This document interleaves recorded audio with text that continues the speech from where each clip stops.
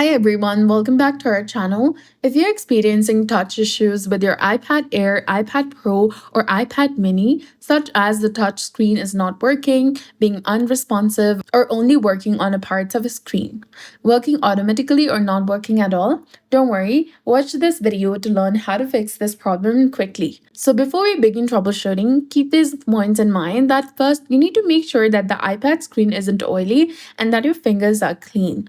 Oil can sometimes cause touch issues.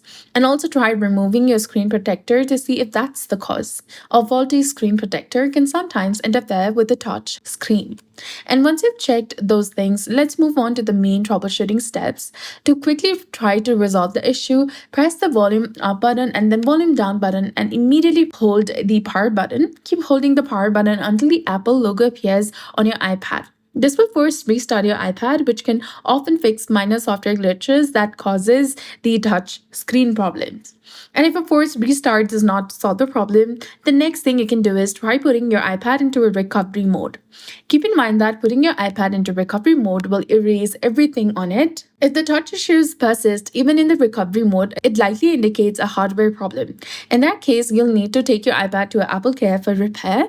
So these are the steps that you can try to resolve touch issues on your iPad Air, iPad Pro, or iPad Mini. I hope you found this video helpful. If you did, please like, share, and subscribe. Thanks for watching. We'll see you again in the next one.